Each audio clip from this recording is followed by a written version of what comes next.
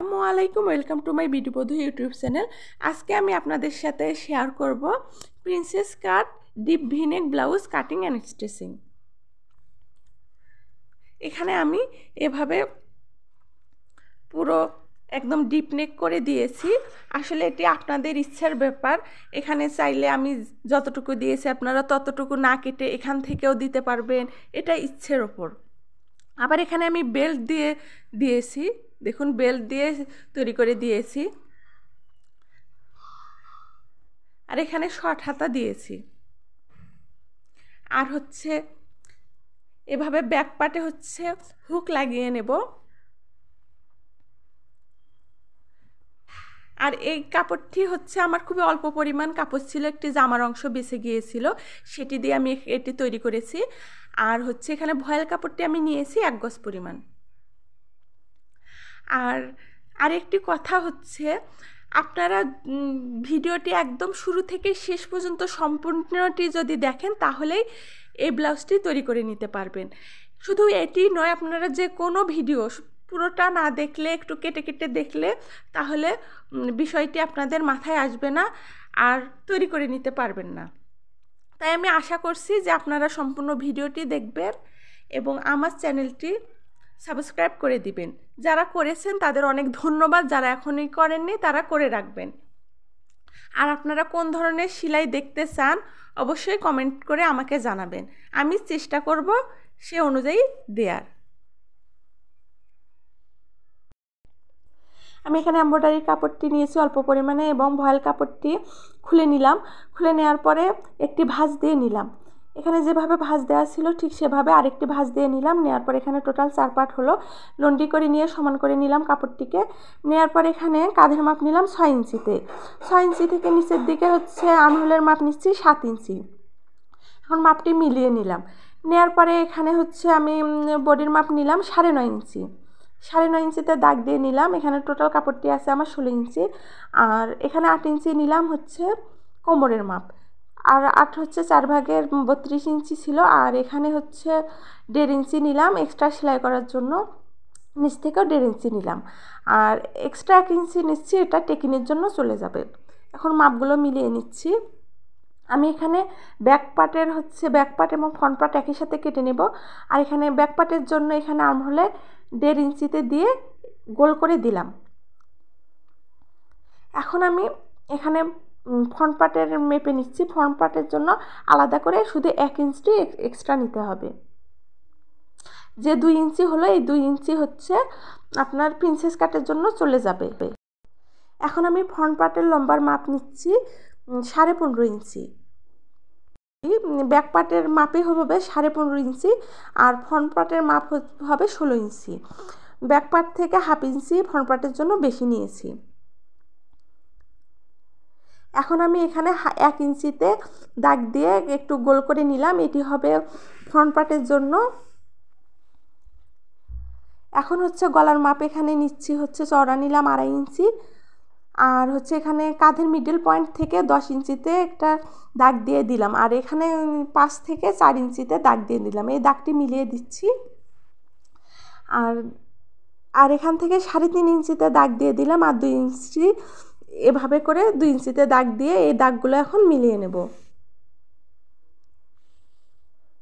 দাগগুলো একদম টাক্স পয়েন্টে মিলিয়ে নিচ্ছি। নেওয়ার পরে এখানে একটু আর্মহোল পর্যন্ত এভাবে গোল করে একটি শেপ দিয়ে নেব।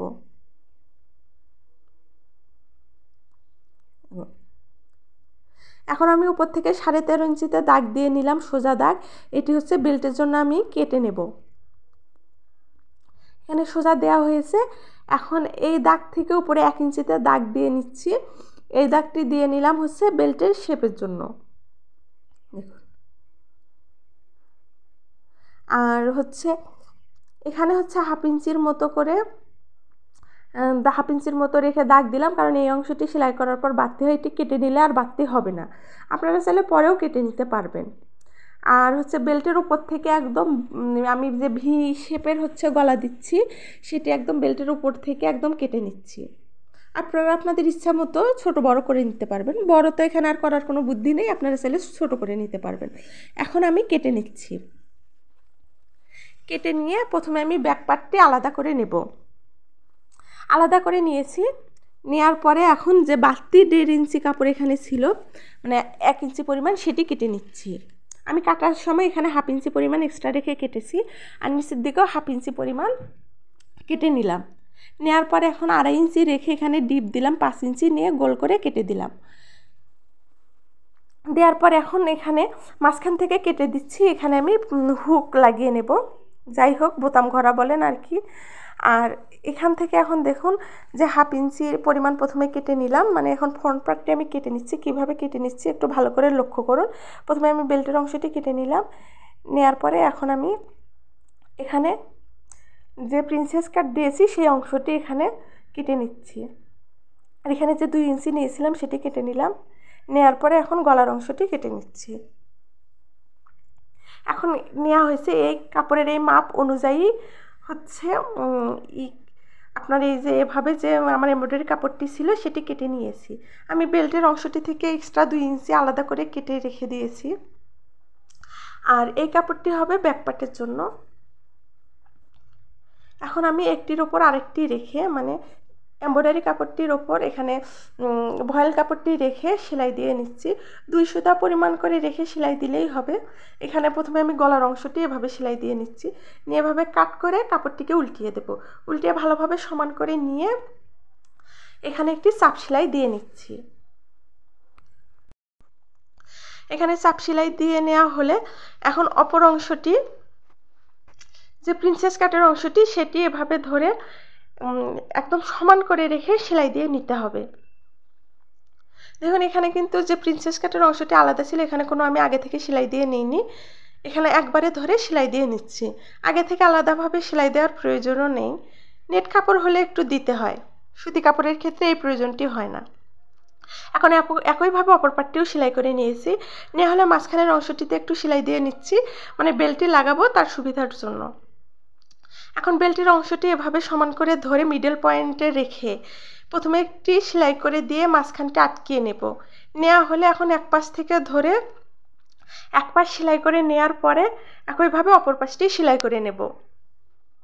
দেখুন প্রথমে আমি আলাদাভাবে সেলাই করে নেওয়ার পরেও এখানে 2 ইঞ্চি কেটে নেওয়ার পরেও এখানে আরও কাপড় বাড়তি হয়েছে। এই কাপড়টি সমান করে কেটে নিলাম। নেওয়ার পরে একটি চাপ সেলাই দিয়ে নিতে হবে। এখন আমি সামনের পাটটি আলাদা করে রেখে এখান থেকে হচ্ছে 4 ইঞ্চিতে দাগ দিয়ে উপর থেকে 5 ইঞ্চিতে দাগ দিয়ে নিলাম। নিয়ে সমান করে দিয়ে এখন কাপড়টিকে এভাবে ভাঁজ দিয়ে নিলাম। নেওয়ার পরে এখানে সমান 1/2 ইঞ্চি বরাবর রেখে এভাবে একটি দাগ দিয়ে নেব। এখানে 1/2 ইঞ্চি রাখতে হবে। এভাবে রাখার পরে এই দাগ অনুযায়ী সেলাই করে নেব। সেলাই করে নিয়েছি দুটিতেই। এটা হচ্ছে টিকিন হয়ে গেল। এখন হচ্ছে আমি একটি কাপড় এভাবে ভাঁজ দিয়ে এখানে এখন পট্টি লাগিয়ে নিচ্ছি। একটি সোজা পাশে লাগিয়ে নেব আর একটি উল্টো পাশে। একটি এভাবে সেলাই করে নেওয়ার পর এখন একটি এভাবে মাঝ বরাবর, মানে এখানে যেটি হচ্ছে ঘরা বলি আমরা, বোতাম ঘরা বলি, সেটি একটু কাপড় বাড়তি থাকবে।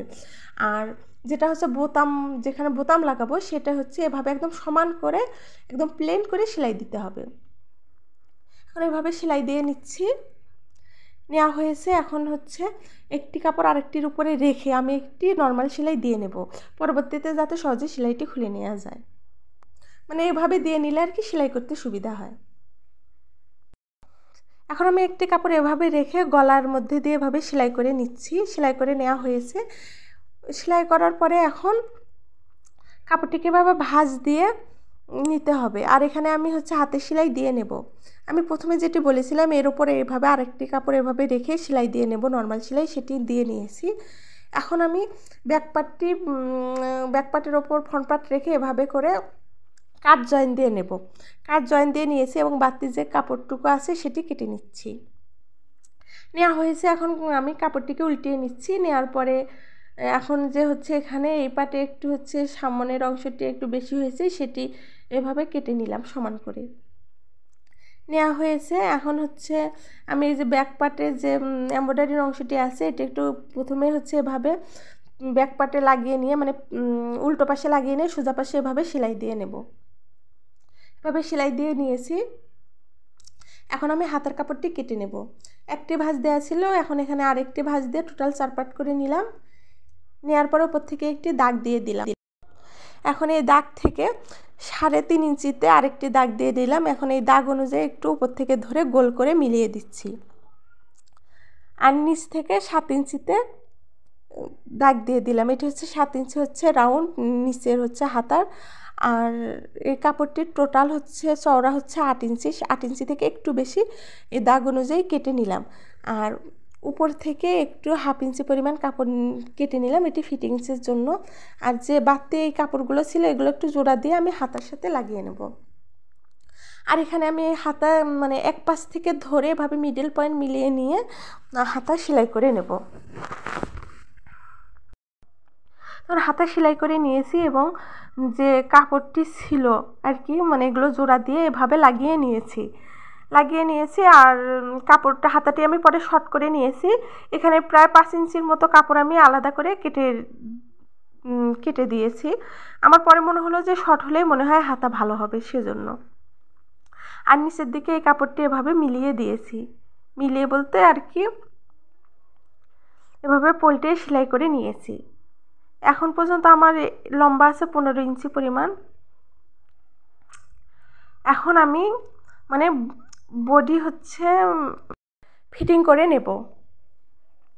এজন্য হচ্ছে আমার এখন পর্যন্ত এখানে 40 ইঞ্চি লম্বা আছে। এখন আমি দাগ দিয়ে মানে ফিতা ধরে দাগ দিয়ে সমান করে সেলাই করে নেব।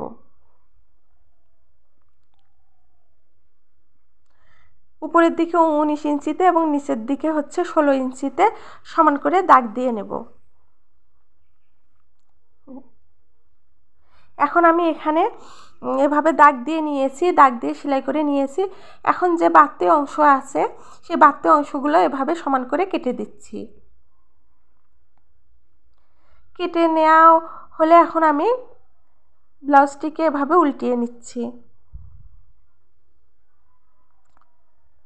উল্টিয়ে সমান করে নিয়েছি। নেয়ার পরে এখন আমি মেজারমেন্ট দেখিয়ে দিচ্ছি। এখানে নিচে আমার 16 ইঞ্চি আছে এবং উপরে হচ্ছে 19 ইঞ্চি আছে। আর এই গলার অংশটি আপনারা চাইলে ছোট করে নিতে পারবেন। এখানে কাপড় দিয়ে সেলাই করেও নিতেও পারবেন।